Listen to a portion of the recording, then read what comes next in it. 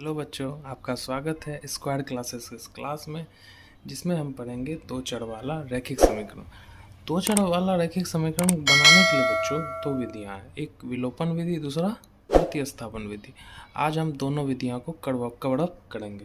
ठीक है बच्चों, तो चलिए शुरू करते हैं। पहला है मेरा विलोपन विधि। हम एक ही क्वेश्चन को दोनों विधियों से बनाएंगे ताकि आपको अच्छे ढंग से दोनों विधियों में अंतर समझ में भी आए और दोनों विधि द्वारा कैसे बनाया जाता है क्वेश्चन ये भी समझ जाए। तो चलिए बच्चों शुरू करते हैं। तो ये जो समीकरण युग्म है, ठीक है, इसको हम सॉल्व करेंगे। तो सॉल्व करने के लिए बच्चों हम विलोपन विधि को पहले समझते हैं। विलोपन विधि मतलब होता है बच्चों विलुप्त करना।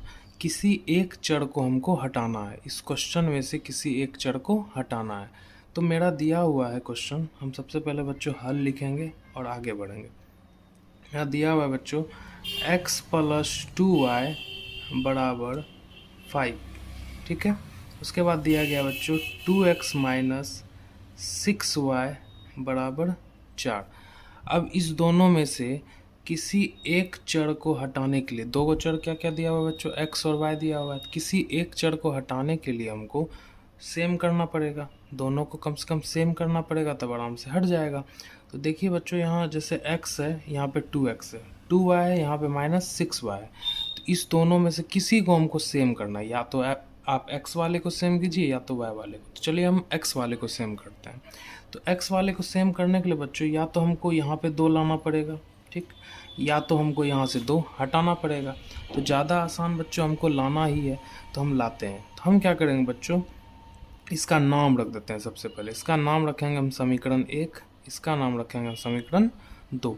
अब हम क्या करेंगे बच्चों, अगर हम देखिए समीकरण 1 में 2 से गुना कर दें, ठीक है, तो यहाँ पे 2 आ जाएगा ना बच्चों, हमको तो वही करना ही है। तो चलिए हम गुना कर देते हैं। समीकरण 1 में गुना कर देंगे 2 से, और समीकरण 1 में हम गुना कर देंगे 1 से, ताकि कुछ हिले भी ना, जो है वही रह जाए।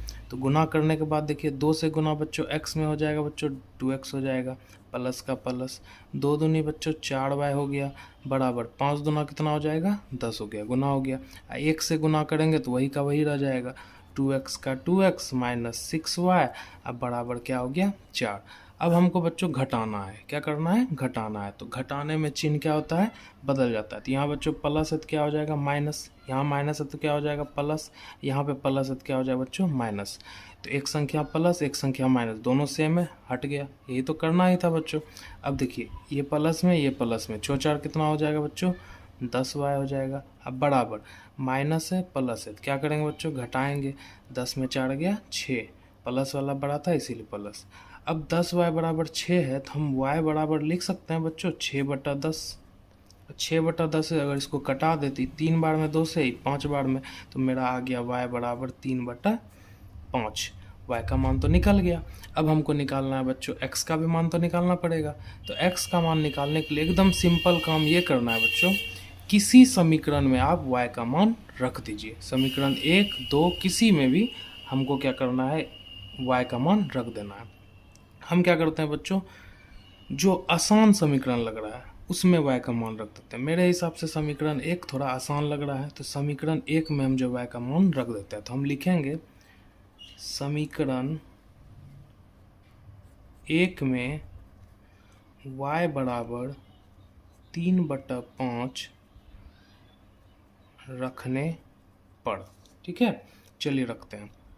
समीकरण 1 क्या है बच्चों, x + 2y बराबर 5, ठीक है। हमको y के जगह क्या रखना है, 3/5 रखना है। तो हम लिखेंगे x + 2 × 3/5 बराबर 5, ठीक है। तब इसको सॉल्व करते हैं।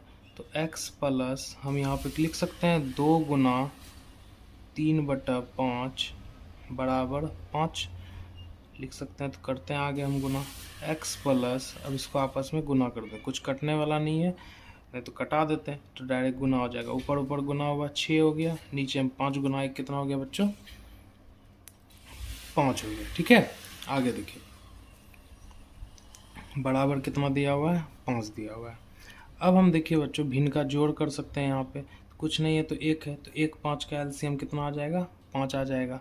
1 से 5 कितना बार में 5 बार में, तो यहाँ पे 5 गुना x क्या हो जाएगा 5x हो जाएगा, प्लस 5 5 कट गया, यहाँ आ गया आपका 6।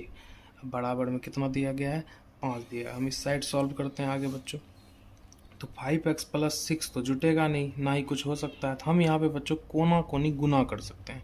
तो 1 से गुना 5x प्लस 6 में होगा तो हो जाएगा 5x प्लस 6, 1 से गुना वही का वही रह जाएगा। अब 5 से गुना इस 5 में हुआ तो 5 5 कितना हो जाएगा बच्चों 25 हो जाएगा। तो अब x का मान हमको लगता है आसान हो गया निकालने के लिए, तो हम प्लस 6 को उस साइड भेज देंगे। तो 5x बराबर 25 पहले से था, प्लस 6 उधर जाएगा तो किस में बदल जाएगा माइनस में। तो हम लिख सकते हैं बच्चों अब x बराबर 25 में से 6 गया 19, ठीक है। अब बट्टा में क्या आ जाएगा 5। तो आपको x का भी मान निकल गया, y का भी मान निकल गया। तो हम लिखेंगे इसलिए x बराबर 19/5 तथा y बराबर 3/5। तो ये था बच्चों आप लोग का विलोपन विधि। तो हम देखते हैं बच्चों प्रतिस्थापन विधि। प्रतिस्थापन विधि को इंग्लिश में सब्स्टिट्यूशन मेथड भी कहते हैं, या हम इसको रिप्लेसमेंट मेथड भी कह सकते हैं। तो चलिए आगे बढ़ते हैं। अब देखना है बच्चों उसी क्वेश्चन को अब हम प्रतिस्थापन विधि से बनाएंगे। आपका आंसर भी बिल्कुल सेम निकलेगा, विधि कोई हो आंसर आपका बिल्कुल सेम ही निकलेगा। चलिए शुरू करते हैं। तो प्रतिस्थापन विधि मतलब होता है बच्चों कॉपी पेस्ट करना, एक जगह से हटा के दूसरे जगह डाल देना, दूसरे जगह हटा के तीसरे जगह डाल देना। तो चलिए इसको भी बनाते हैं। तो सबसे पहले हम ये करना है बच्चों, इसमें इस समीकरण युग में ऐसा समीकरण को लीजिए जो थोड़ा आसान लगे आपको देखने से। तो हम इसका पहले नाम लिख देते हैं बच्चों। इसको रख देते हैं हम नाम इसका समीकरण 1, इसका नाम रख देते हैं समीकरण 2। तो आपको जो आसान लगे वैसा समीकरण को ले लीजिए। मेरे हिसाब से बच्चों समीकरण 1 आसान है, तो हम लिखेंगे हल देके समीकरण 1 से, ठीक है। चलिए तो समीकरण 1 क्या दिया हुआ है x प्लस 2y बराबर 5। तो हमको ये करना है बच्चों, इस समीकरण से या तो आप x का मान निकाल लीजिए या तो आप y का मान निकाल लीजिए, किसी का मान निकाल सकते हैं। और x या y का मान निकाल के और किसी और समीकरण में इसको पेस्ट कर देना है। सिंपल काम है, चलिए करते हैं। हम x का ही मान निकालते हैं, तो x का मान निकालने के लिए हमको 2y को उधर भेजना पड़ेगा। तो हम लिख सकते हैं x बराबर 5 माइनस 2y, ठीक है। तो आपको x का मान निकल गया। इस जो मान निकला है तो इस समीकरण का नाम रख देते हैं हम समीकरण 3। तो अब हमको ये करना है बच्चों कि इस जो समीकरण 3 है जिसमें हमको x का मान निकला हुआ है, इसको हम ऐसे समीकरण में डाल देंगे जिसका यूज हम अभी तक नहीं किए हैं। समीकरण 1 का भी यूज हो गया, 3 का तो यूज करना ही है। तो हम बचा 2, तो हम समीकरण 2 में इस x का मान रख देंगे। हम लिखेंगे समीकरण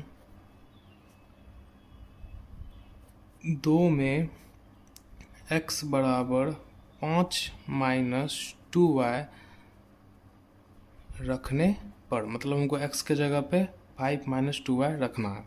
तो समीकरण 2 है 2x माइनस 6y बराबर 4, ठीक है। तो दिया हुआ है तो हमको x के जगह बस ये रख देना है। तो हम लिखेंगे 2 इंटू 5 माइनस 2y, 2 इंटू इसलिए बच्चों की दोनों के बीच में कुछ नहीं है तो क्या है गुना है, माइनस 6y बराबर 4। बस इसको सॉल्व कर देना है।